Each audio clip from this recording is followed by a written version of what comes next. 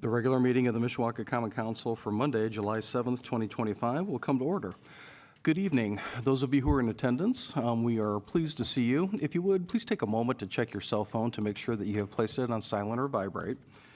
And for those of you participating remotely, we welcome you as well.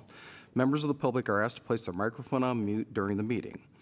At the appropriate point in the meeting, I will invite the public to unmute their microphone for purposes of submitting such comments as they may wish to make, one person at a time. All persons making public comments will be asked to first state their name and address for the record, and after completing the comment, members of the public are once again asked to place their microphone on mute, and we thank all of you for your cooperation with us this evening. In a moment, I'm going to ask you to rise for the Pledge of Allegiance, followed by a moment of silence in memory of Tom McFarland, one of our custodians here at City Hall, who unfortunately passed away last evening. So at this time, if you would, please join us in rising for the Pledge of Allegiance. I pledge allegiance to the flag of the United States of America and to the republic for which it stands, one nation, under God, indivisible, with liberty and justice for all.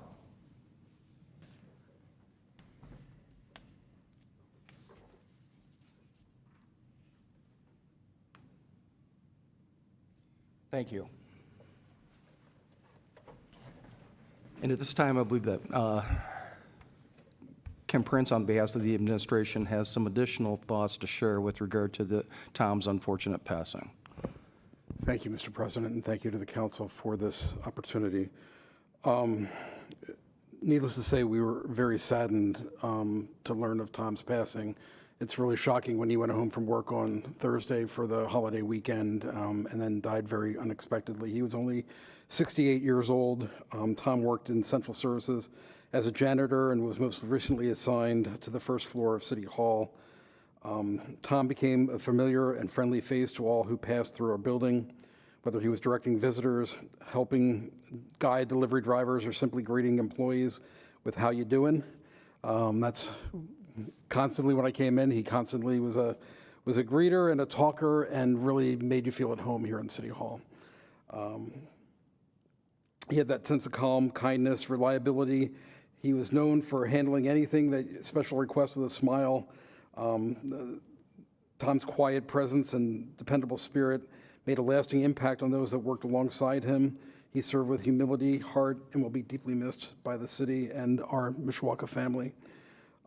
We do want to extend our heartfelt condolences to Tom's daughter, Mandy, and his extended family, and all the others who had the pleasure of knowing him. Thank you. Thank you, Ken. And on behalf of the council, we also extend our condolences to Tom's family, his friends, and his colleagues. And with that, Madam Clerk, would you please call the roll? Mrs. Hazen? Here. Mrs. Volker? Here. Mr. Carroll? Here. Mr. Benicki? Here. Mr. Emmons? Here. Ms. Hahn? Here. Mr. Mamalenti? Here. Mr. Violi? Here. Mr. Hixenbach? Here. Just note that Mr. Mamalenti is virtual.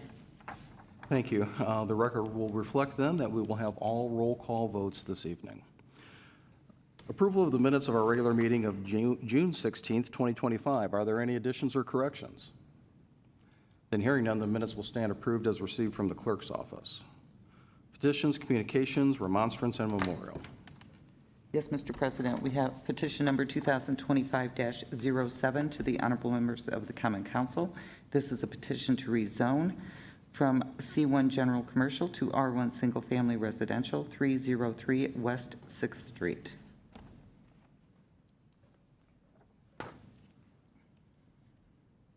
Petition number 2025-08 to the honorable members of the Common Council.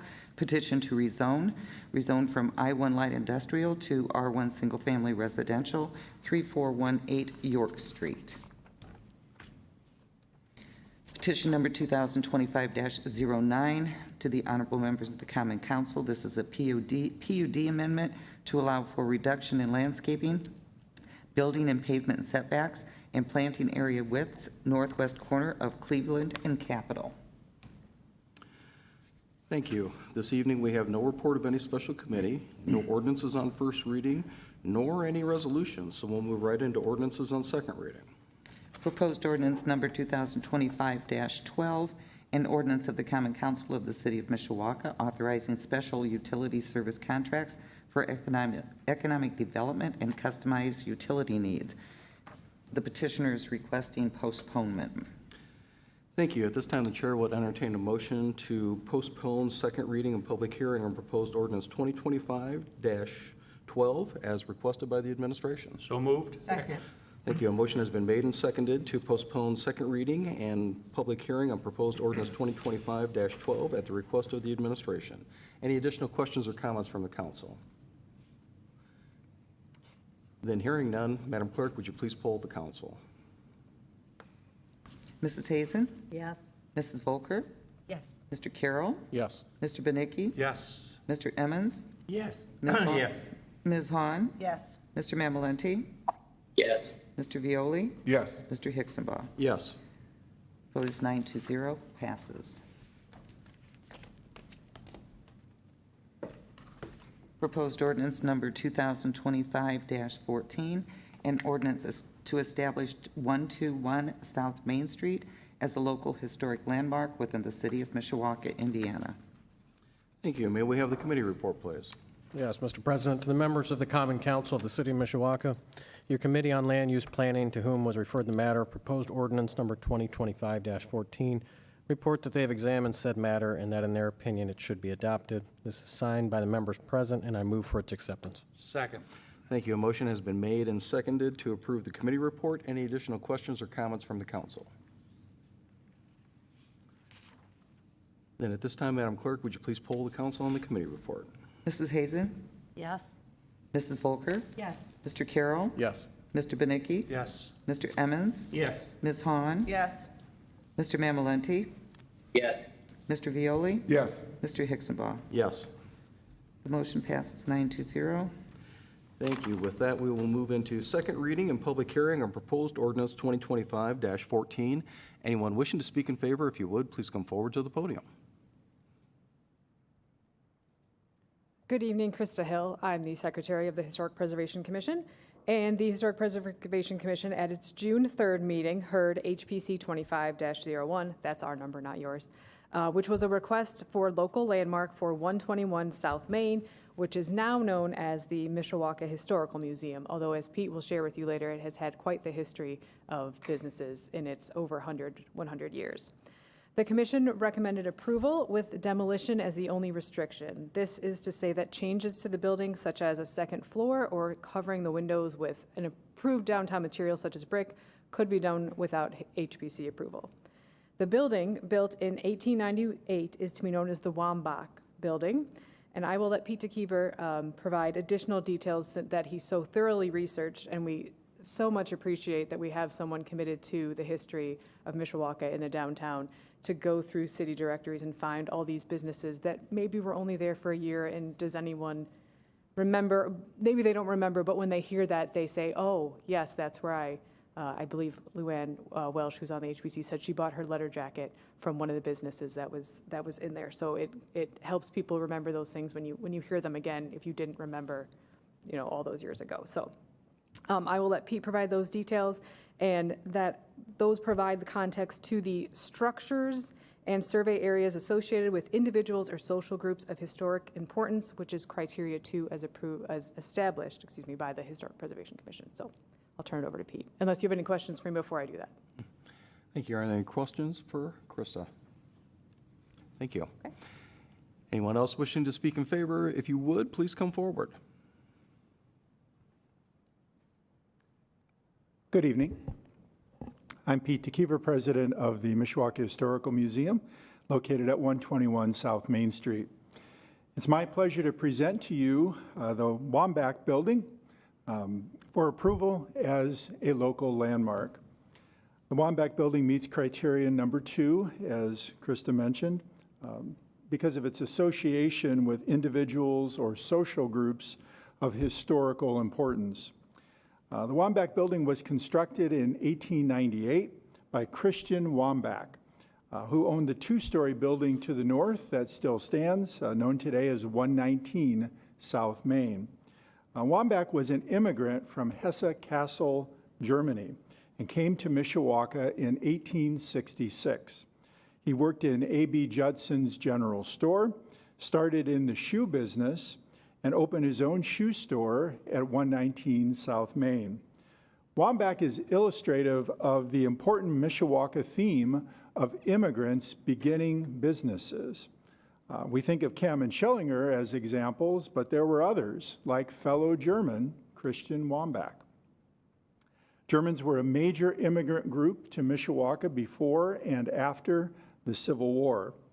Wambach was a prominent businessman who actually owned all of the properties from 119 South Main south to the corner of 3rd Street and then around the corner. It was described as one of the choicest business sites in the city. In February 1898, Wambach began construction of a one-story building to the south of his shoe store. The structure, which was described in newspaper articles at the time as a store room, 2 separate words, was 18 feet across and 40 feet deep. The new building's north wall was a shared wall with the building at 119.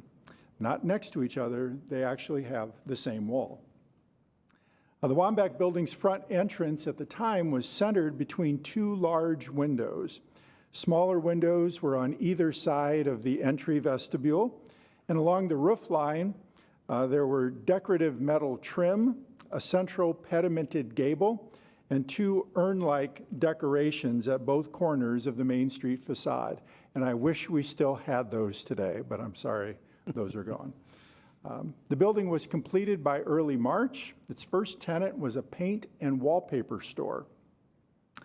That short-lived store was the first of more than 20 businesses and other institutions that have occupied that building in the last 127 years.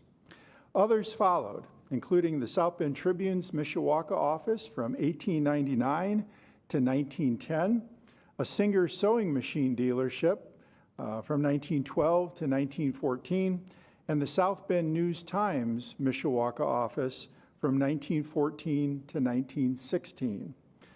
Another immigrant, Alphonse de Cocker, then occupied the building, running his tailor shop there. De Cocker was a Belgian immigrant, and his association, like Wambach, with the building connects it directly, again, to criteria number 2, which talks about social groups associated with the building. Many Belgian immigrants became entrepreneurs in Mishawaka, and our building reminds us that it was not just in the West End where their entrepreneurship was occurring. De Cocker put an addition on the rear of the building and expanded his business into the De Cocker Dry Cleaning Company. After that business was sold, it became Smith's Uptown Cleaners and remained there until 1932. Other businesses followed in the 1930s, including a retail bakery, a restaurant, and a short-range gun club. In 1938, Michael Kunkel opened Kunkel's Music Shop, which sold sheet music, records, and musical instruments. He also offered music lessons in that building. Professor Kunkel was a significant figure in music in Mishawaka in that era. He was organist and choir director at St. Joseph Church and organized several local bands. It was likely under Kunkel's ownership that the building was again expanded to the rear and a second story was added in the rear half of the building. The front of the building was modernized, and all that occurred sometime between 1935 and 1952. The modernized front of the building is still consistent with the original appearance. The door shifted to the right as you look at the building, and there's one large window, or 2 actual panes, as opposed to the entryway being between 2 large windows. Kunkel's remained in the Wambach building longer than any other business. It was there until 1965, and then the store became Whitmer McNeese Music Company, a similar business from 1966 to 1977. In 1979, the building was Democratic headquarters during one of the most pivotal municipal elections of the 20th century. In that election, Democrat Robert Kovach defeated incumbent Mayor Margaret Prickett. As party headquarters, every Democratic candidate in Mishawaka would have passed through that building's doors. And the outcome of the election was determined in part by the actions and deliberations that were taken within its walls. Afterward, the Wambach Building was home to a jeweler, then a children's clothing store, antiques and gift shop, 2 custom embroidery and shirt stores, and then the Mishawaka Historical Museum. The primary consideration for designation of the Wambach Building as a local landmark is, again, criteria number 2. Specifically, its association with prominent businessman and German immigrant Christian Wambach, Belgian immigrant Alphonse de Cocker, Professor Michael Kunkel, and numerous other businesses and entrepreneurs that have occupied the building over its long history.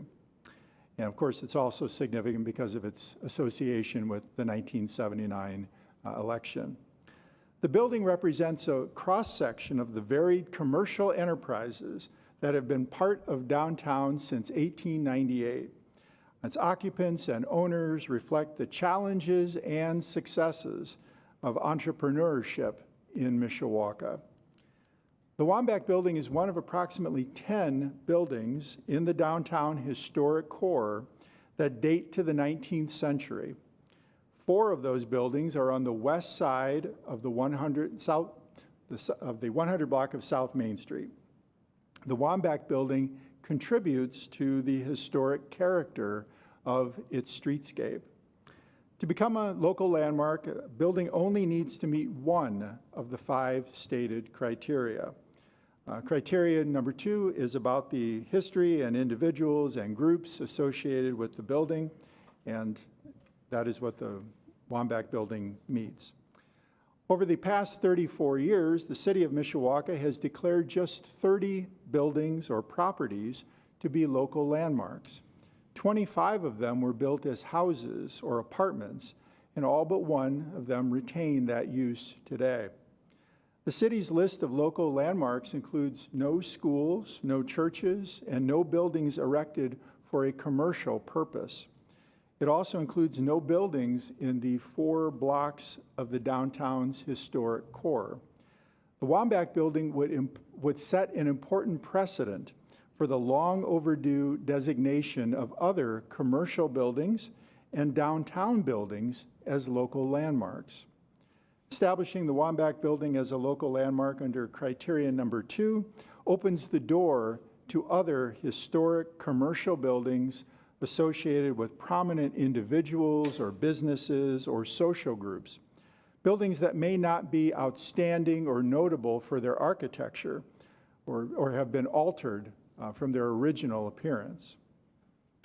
As a Mishawaka historian, I say the Wambach Building has enough significant historical association for it to meet criteria number 2, and I ask you to affirm that assessment by approving local landmark designation for the Wambach Building. Thank you. Thank you. Any questions for Mr. DeKeever? Pete, thank you not only for your research, but your presentation. I love the fact that you aligned the construction of this building with the sinking of the Maine and Havana Harbor. That really Right. drives home the historical context. It was a busy month. Busy month. Thank you again. Is there anyone else wishing to speak in favor? Please come forward to the podium.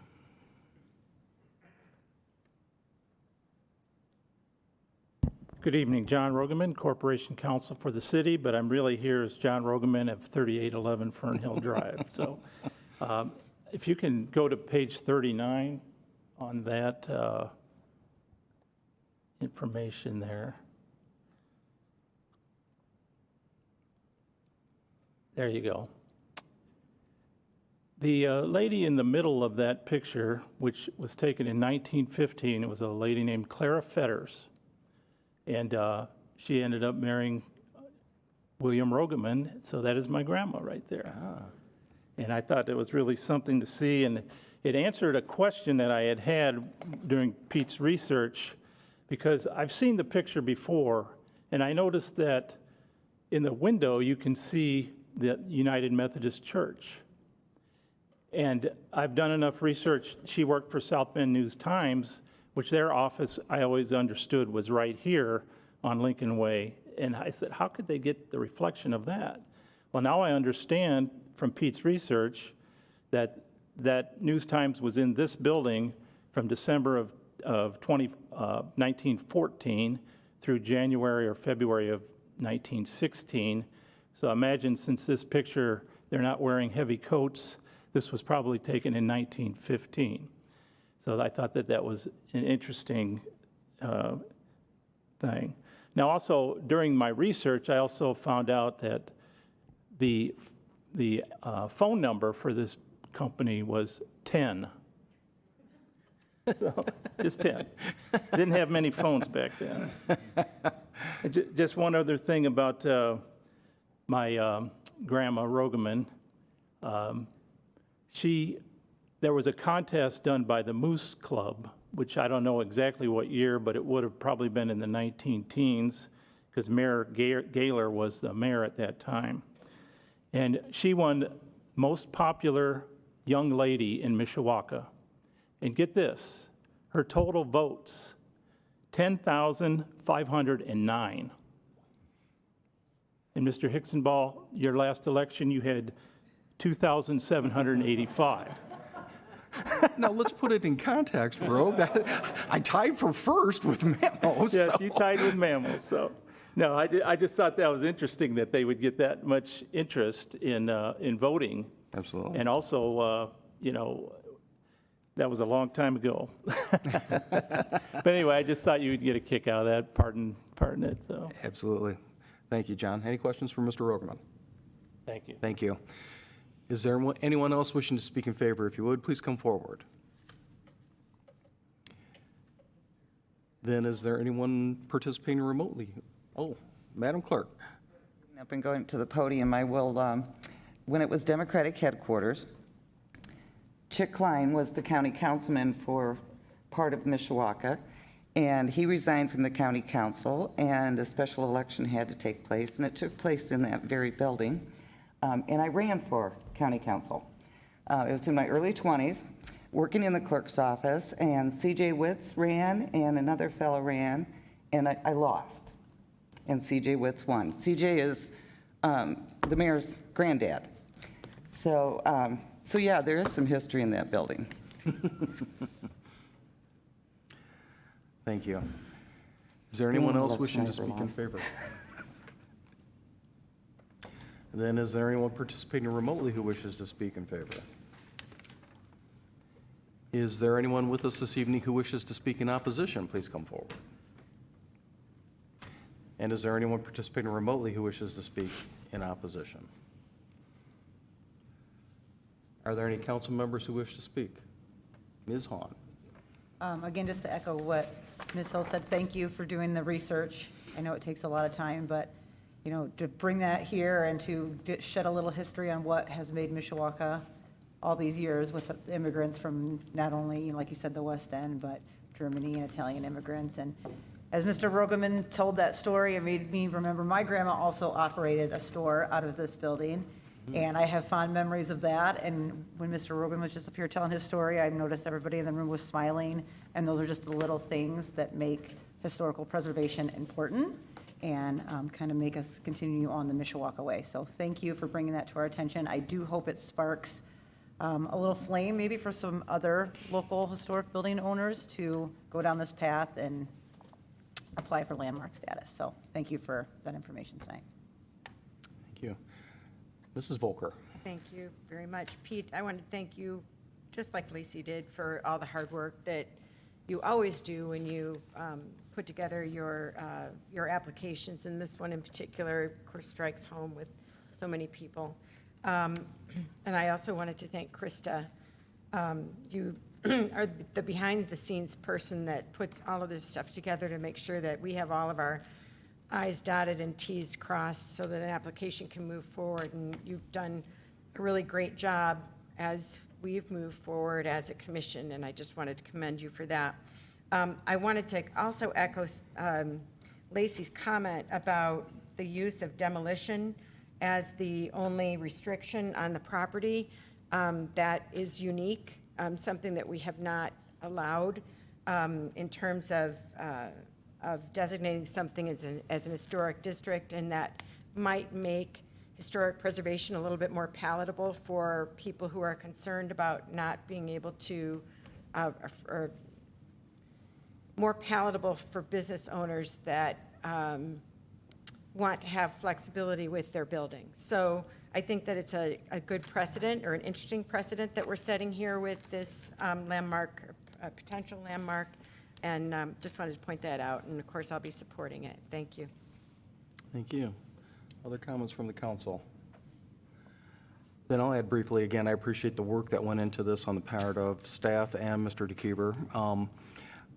We haven't, during my time on the council, been bombarded with these type of issues. But each time that they have come, I've tried to be very consistent in articulating my reservations about imposing historic designation unwillingly on a landowner. But the converse is also true. I think here, where you have someone who steps forward, or a group, an entity that steps forward and requests it, it's incumbent on us to give it very serious consideration. And I appreciate the statement in the background material as well, that I don't think we should be so myopic and look only at architectural significance as being the hallmark of historical significance, because really, based on what we've read, based on what we've heard this evening, including the additional color from Mr. Rogaman, this building has evolved over time in lockstep with the history of Mishawaka. So I think it is very appropriate for us to approve this request for designation, and I will also be supporting this evening. And with that, if there are no other questions or comments, I will call for the question. Question. Madam Clerk, would you please poll the council? Mrs. Hazen? Yes. Mrs. Volker? Yes. Mr. Carroll? Yes. Mr. Benicki? Yes. Mr. Emmons? Yes. Ms. Hahn? Yes. Mr. Mamalenti? Yes. Mr. Violi? Yes. Mr. Hixenbaugh? Yes. Proposed ordinance passes 9-0.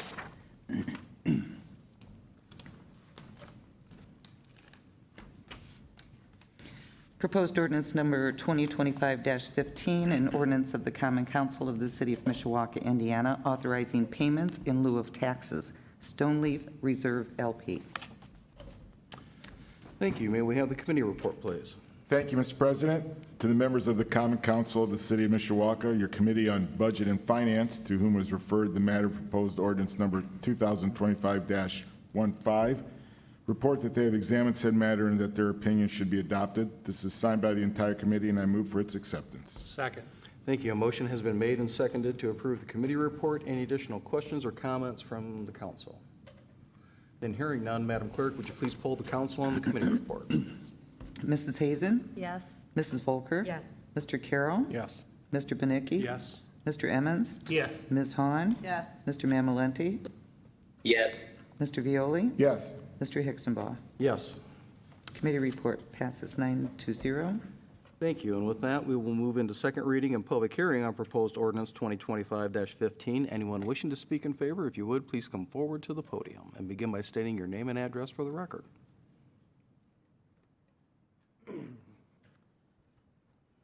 Mr. President, honorable members of council, it's good to be back in front of you. Again, I'm Brian Posen of Kittle Property Group, 310 East 96th Street, Suite 400, Indianapolis.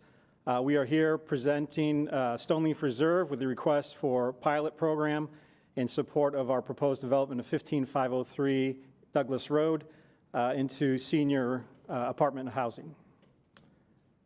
So with that, I would just like to go through the presentation that I proposed to you before, a couple weeks ago now. Again, Kittle Property Group is a nationwide development, construction, property management group, multiple states, multiple 55 and older communities like Stoneleaf proposes to be. We have a property currently under construction downtown Indianapolis. The location of the development is 15503 East Douglas, Doty property next to the hotel and the apartments. We are proposing a 55-plus community with rents that will be affordable for residents earning at or below 60% of their area median income, which translates into $832 for a one-bedroom, one-bath, and $1,011 for the two-bedroom and either a one-bath or two-bath unit. The unit mix is 234 with 144 ones and 90 twos. Common amenities are open concept floor plan, luxury vinyl plank flooring throughout, ceiling fans, walk-in closets. We include a washer and dryer, black contemporary Whirlpool appliances, large bathrooms. We're also providing accessible and audiovisual units, and all other units outside the accessible will be type B adaptable. The common amenities is secure entry. It'll be multiple buildings, 3 buildings of 4 stories. Secured entry, we have to have a fob to get in the building, have a resident lounge, fitness center, various breakout spaces, storage for rent, free Wi-Fi. Outside amenities will be a dog park, outdoor grilling and picnic, raised garden area, garages for rent, bike racks, and transportation options. We talked about the annexation, which was finalized in March. And these are kind of some of the benchmarks, a little dated now, but we received our award from the State Housing Authority for the tax credits and the bond volume, which we needed for our financing. We've been moving along with development plans and construction documents. We've actually submitted for permit with the state and locality, and we've actually moved up our closing date to commence with this expedited timeline. Actually, September is going to be more realistic than August at this point. And then we're particularly proud working with the utility company, Mishawaka Utilities, and AEP for partnering with MUE to flip over the service area for the property. It was under AEP territory, and we've worked with MUE and AEP to flip that over to MUE when we come online. So particularly proud. It's not, the ink's not dry yet, but we're moving in a positive direction. The conversations have been had, and the agreement's been made.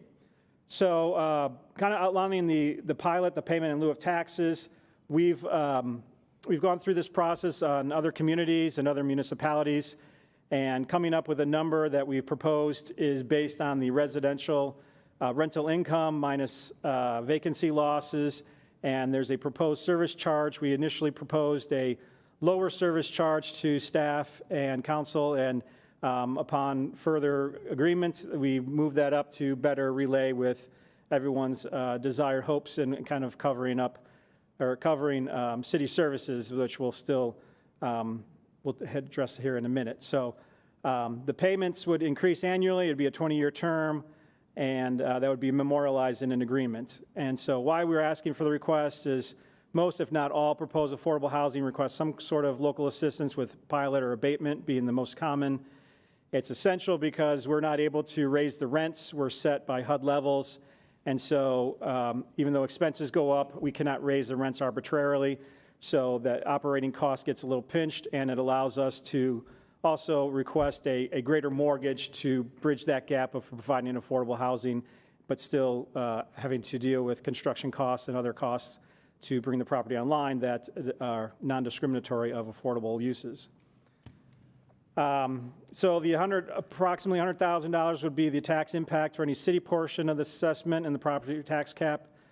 We acknowledge that there will be additional demand on city services, notably EMS as a senior property, but senior property obviously won't be utilizing the schools.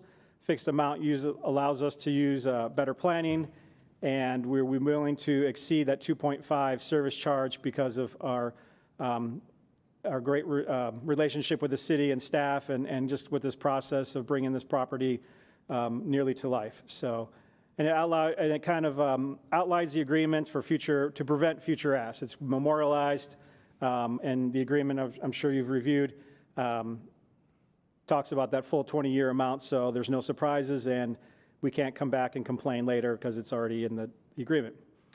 Coming up with that number, we evaluated other properties in town and coming up with an assessed value. That assessment of the property won't truly be known until we're completely online. So we tried to make a best guess of what St. Joe County would look at this, use it some reasonable comparisons, and that's where we came up with a number. In the covenants for the land, the property will remain affordable for 40 years. Senior housing will remain in the covenants for 40 years. It's much-needed housing. We'll have some folks employed, and it's been a stimulation for annexation into the city and providing a new tax base source. So Kittle Property Group, for our part, will develop and construct the property, will manage and own it for the life of the covenants, and we are offering to reimburse city legal staff or the legal partner in this case for drafting the pilot agreement, and we're deferring the maximum allowable developer fee per the state agency to contribute to the gap. And then just talked about the comparison of with a pilot and without. There's a substantial difference as you see the shortfall. But like I said, a lot of those other numbers are set. And so with that, I will pause there and ask for any questions or continue the process.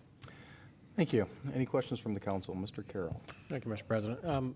Quick question. I think we had talked about this before, but I saw in there that you guys are committed to owning through the life of the covenant, so no chance for a sale in the next 40 years, or what does that mean? Yeah, I guess I can't never say never. Where it works with the tax credit program is, so technically we could sell, but we have to sell it to another group that's going to keep it affordable housing. Sure. I think that's ultimately what you're getting at. We typically hang on to properties throughout the process. Sometimes when, without boring you too much with details, it used to be just a requirement for 15 years affordability, and then you're allowed to get out of it. And so sometimes you look at the market, and sometimes that affordability, the community's done, the area has done better, and you could get more rents in that area. And so you're able to, at that point, to go to market rate. We like to think that that's naturally occurring affordable housing, kind of graduating to a higher product, and maybe municipalities have other priorities elsewhere. But basically, we hang on to properties. Sometimes we don't. I won't say we do, but for the 40 years, it has to be affordable. So there's no way of, so like I said, that kind of 15 years, now 40 years, we technically could sell it, but it has to remain affordable under the same covenants for the 40 years, without a doubt. And that's per state and federal requirements, promises made today. Okay, thank you. You're welcome. Mr. Violi. Thank you, Mr. President. Can you explain to me how the rents are determined? Like you said, it would have to go, if you want to raise the rent, you have to go in front of HUD or the IHCDA? And like, is it every year you review it, or are you guys saying we're going to commit to 5 years and the rent's not going to go up?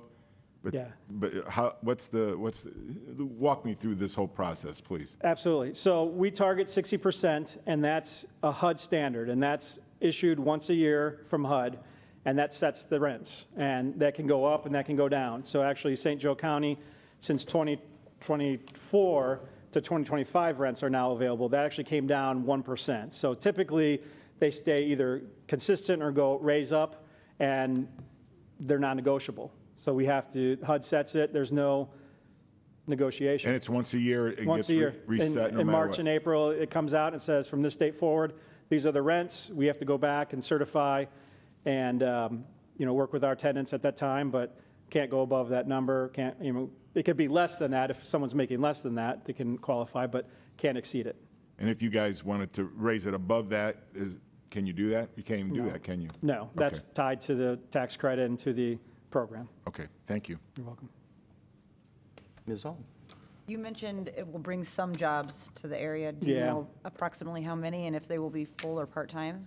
4, we'll have a property manager full-time, we'll have a maintenance, lead maintenance full-time, and then probably 2 part-time. It'll kind of depend on how we, with senior properties, it's a little less wear and tear, and so we'll kind of gauge that going.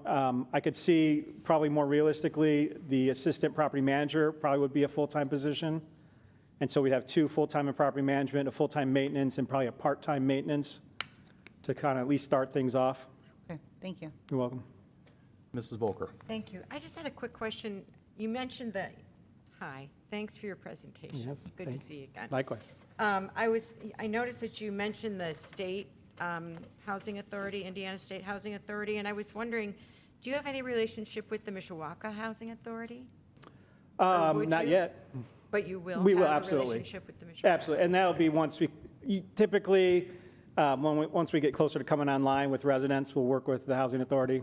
Okay, Yeah, absolutely. okay. Thank you. Yeah. Mr. Benicki. Thank you. When these are built, will you be using local labor, or you bring in your own people from out of town? How do you handle that aspect of it? It's open for anybody. You got a good number, we'll take you. So do you make sure that it's a living type wage, or you just take some guy out of his car? Oh, no. So affordable housing, so we have 2 years to bring it online, so that'll be the duration of the construction timing. So the only challenge has been to folks who either A, aren't familiar with multifamily housing, which obviously could gum up the process, or folks who don't understand the timeline that we have to get this going. Not to say any other project would be, more laissez-faire, but there is a little bit of an expectation that if you get on the job, you got to go, and you got to be part of the team kind of deal. So I guess long answer to your short question is, it is a living wage, and obviously we look for affordability in the bids, but we cast a wide net. We have a construction company, and we'll utilize all parts, as much as we can of who can be available, who's interested in the project. And I would also encourage you, if you know of anybody in particular, to send them my way, and we can get them on the bid list. We're hoping to go to bid, I think, here in a couple of weeks, if we kind of keep moving forward. Okay, we appreciate you using the local labor. Absolutely. Thank you. Absolutely. And obviously it's a larger scope too, but I mean, again, all things that make sense, and it's not like we discriminate against anybody who, if you could get the job, if you got familiarity, you got a good number, come on board. Yeah. Thank you. Other questions? Mrs. Hazen. Hi. Just a couple. So you guys plan on putting it out to bid in couple, I'm sorry, did you say months or weeks? Weeks. Weeks. Yep. And then, and again, I missed your presentation Yes. when you were here. Sure. How long, when do you plan on these coming onto the market? Do you have any idea? So probably the first building, I think we're kind of projecting maybe like a year, 18 months to kind of have that first building. And then 2 years to be fully complete, all 3 buildings online, fully constructed, last CVO issued kind of timing. And then when you guys market, how do you market? How do you let people know when and that sort of thing? Yeah, contact the Housing Authority. We'll be contacting, local businesses. We'll get with the Chamber of Commerce. I can't speak for all of our bells and whistles of how we'll kind of go about it, but definitely canvass the community, South Bend, the county, start there, kind of just to really Yeah, let I know people know. Mishawaka Housing Authority, they just purged their list, and they have literally thousands of people on their list. So they Yeah. it's crazy. It's really hard to find affordable housing here. I'm having to send people over to Elkhart because Yeah. they do have some housing, but Yeah, we no, we're look excited forward to, to, we want to keep people here. yeah, definitely. Okay, thank you. You're welcome. Thank you. Other questions? Mr. Viola.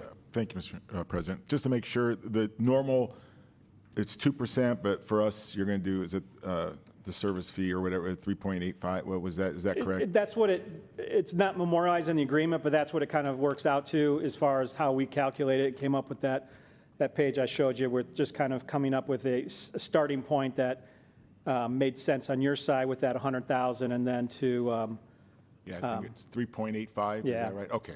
is the service charge. If we were doing a service charge-based agreement, this one's differently because we're using the city services part of the assessment. Okay, thank you. Any other questions? And just a few follow-ups, sir. Yep. Thank you for your presentation. To underscore some of the things that I think were shared here, this is not a unique concept that the city of Mishawaka and your entity have come up with, correct? Correct. Rather, this is an option that's available to municipalities throughout the state through an enabling statute that's been passed by the Indiana General Assembly, correct? Correct. And in that smaller print on the screen, Yeah. and from what you've shared with us previously, these type of relationships are in place already in other locations throughout Indiana, are they not? Definitely. Yes. Jumping back to the ordinance and the proposed development agreement, it makes reference, the ordinance makes reference to the fact that these tax credits that you referred to are a creature of federal law that's administered by the state of Indiana. And if I read the ordinance correctly, your entity would be subject to an extended use agreement for at least 40 years, rather than the 20-year period that we're talking about with regard to the payment. Is that correct? Correct.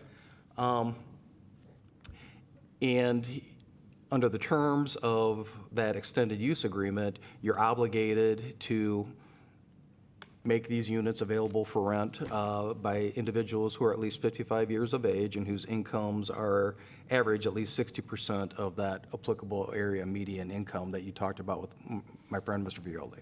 Isn't that accurate? Yes. So what happens if, in a situation, and undoubtedly this is a hypothetical question, but hypothetically, what would happen if another developer entered into a similar agreement and didn't keep their commitment to the local governmental officials, the state, and the federal officials? What happens with regard to those tax credits that are used to finance this development? They have to pay those tax credits back. So it becomes a financial transaction that's reversed, and there has to be some reimbursement to the governmental, to at least the federal government, for not keeping those commitments with regard to age restriction and income eligibility, correct? It's just a very, very severe penalty to, again, it's tied to the tax credits, it's tied to the federal IRS code and those credits. I mean, that's also part of keeping the property maintained, keeping the tenants in there who are qualify applicably, not just the developer keeping sure of their promises. It doesn't happen because it's so severe of an issue that developer would have to pay back an exorbitant sum because of those tax credits would be yanked, and you have investors upon investors that would just. And then as I read the pilot agreement, with regard to that 20 years worth of payment, that escalates slightly over the course of time. Correct. In favor of the city. My reading of the agreement is that the city reserves the right if, and again, this is a hypothetical question, so hypothetically, if those payments weren't received by the city in a timely fashion per the terms of the agreement, the city reserves the right to be able to collect those payments from your organization under any available remedies that are available to the city under Indiana law. Is that correct? Correct. So this just isn't an open promise. It isn't a wish. It's a binding legal relationship that you're asking us to approve your organization entering into the city. Would you agree with that? I agree. All right. Thank you, sir. You're welcome. Any other questions? Thank you very much. Is there anyone else wishing to speak in favor? If you would, please come forward. Then is there anyone participating remotely who wishes to speak in favor? Is there anyone with us this evening who wishes to speak in opposition? Please come forward. And is there anyone participating remotely who wishes to speak in opposition? Hearing no one, are there any council members who wish to speak? Mr. Carroll. Thank you, Mr. President. I just want to take a quick second to say, with the way cost of living in the area and country has gone, it's very nice to see senior housing come in. That's going to help folks who have felt the pinch on the lower end of the income spectrum to have a place where they can live in Mishawaka along with everybody else. So I, for one, will be supporting this and appreciate it. Thank you. Other questions or comments from the council? Then I will echo that. I appreciate the creativity of our staff and the developer to bring this to us. The revenue is important, particularly in the troubling financial times that we live in as a municipal governmental entity. But to me, the greater justification for this is what Mr. Carroll articulated. There is a need in this community, but it's not unique to Mishawaka. I believe there's a need in every community for this type of affordable housing to be available. So I appreciate the creativity that has allowed this project to move forward and that will allow us to help to meet that need within our community. So thank you to everybody involved in moving this forward, and I also will be voting in favor of it this evening. So with that, if there are no other questions or comments from the council, I will call for the question. Question. Madam Clerk, would you please poll the council? Mrs. Hazen? Yes. Mrs. Volker? Yes. Mr. Carroll? Yes. Mr. Benicki? Yes. Mr. Emmons? Yes. Ms. Han, Yes. Mr. Mamalenti, Yes. Mr. Violi, Yes. Mr. Hicksonbaugh. Yes. Proposed ordinance passes 9-0. Thank you. And with that, we will move into privilege of the floor. At this time, members of the public are invited to the podium to speak with respect to non-agenda items only under privilege of the floor.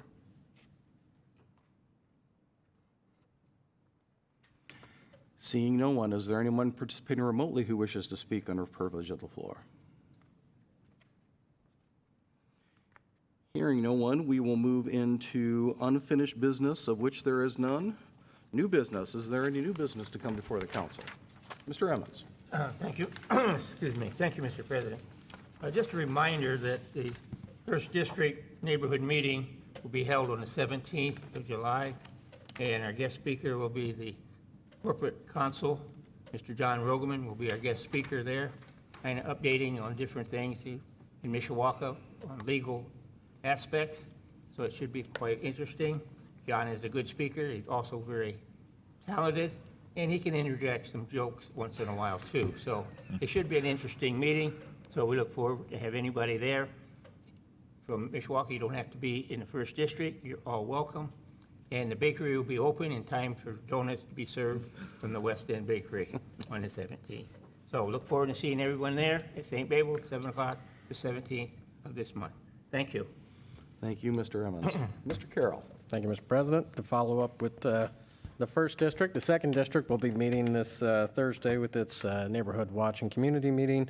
That's the 10th at 7 p.m. at Blair Hills. All Mishawaka residents are welcome. Thank you, sir. Other new business? And hearing none, a motion to adjourn would be in order. So moved. Without objection, we are dismissed.